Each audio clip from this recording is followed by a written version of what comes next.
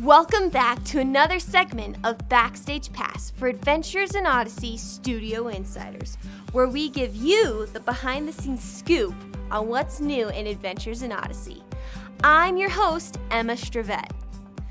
Disney feature animation is known for quality, timelessness, and mastery. So we are very thankful to have Disney alumnus John Pomeroy working on our animation project.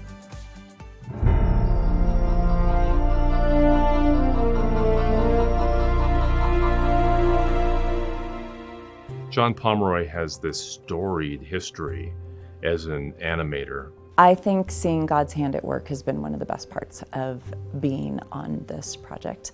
Sometimes God works by opening doors, sometimes He works by closing doors. And so I think that there were some doors that closed that allowed that opportunity for John to become the art director. We found out that we would have the opportunity to work with John. That was just like a dream come true. So he's a strong Christian man, loves the Lord with all of his heart, just really genuine Christian man. He was trained by Walt Disney's select 9, old men.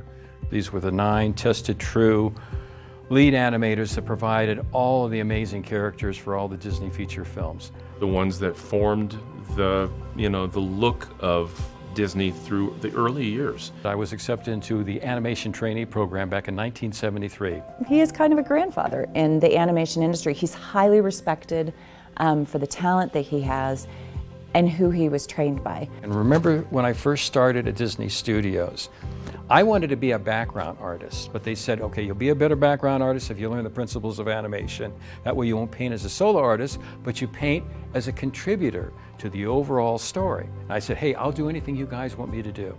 Just let me paint backgrounds. And I saw my first pencil test. This is maybe 5 seconds worth of animation, and we're watching it. And I'm seeing my first horrible animation test go by. And something happened. I got bit by the bug.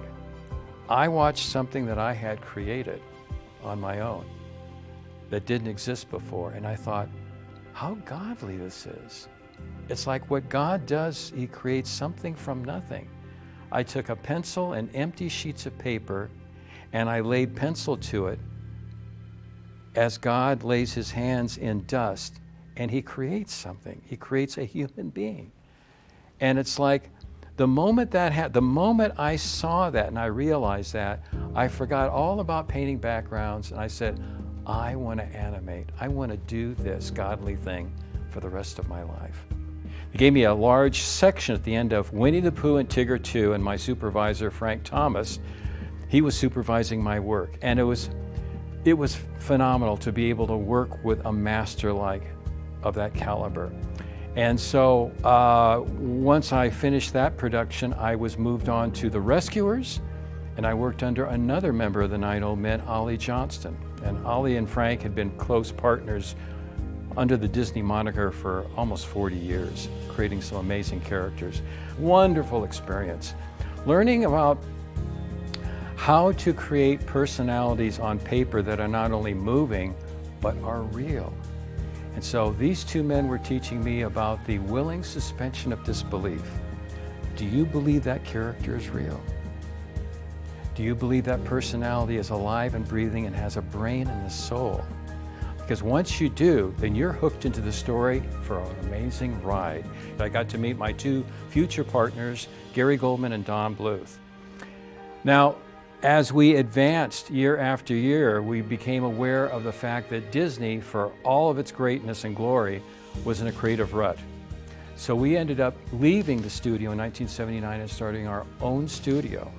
And so for 14 years, we were an independent animation company that were producing films like The Secret of NIMH, American Tail, Land Before Time. We did 2 collaborative efforts with Steven Spielberg. It was a wonderful time. All Dogs Go to Heaven, Thumbelina, Rockadoodle, and a bunch more. Those were like some of the first people to sort of challenge the Disney, ownership of animation. and did a great job at it. But the thing about being your own boss and your own producer is wearing that cap for a long spell, you begin to face burnout real quickly. So at some point in the early 90s, I sold my shares in the company, went back to Disney Studios. And from there, I worked on Pocahontas, Fantasia 2000, Atlantis the Lost Empire, and 2 or 3 more films. So it's been great.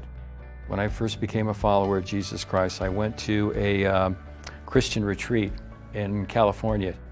And there was a speaker up there who was talking about, dedicating your life to God. But he said something that hit me right between the eyes. That you can take your skill level and surrender that to the Lord. And it just, like a lightning bolt, I felt heat on the top of my head. And suddenly I realized I can devote my artistic animation skills to the Lord for His purpose. So based on that, once I became obedient to that idea, the wheels started turning for kingdom purpose. He's very intimately involved with this project and has been ever since we got the green light to do it. He's given me a skill on animating. And so I can use that. I can create a vessel, a movie, that lifts him up to an unsaved world. We are so thankful for the amazing people God has provided for us to work with.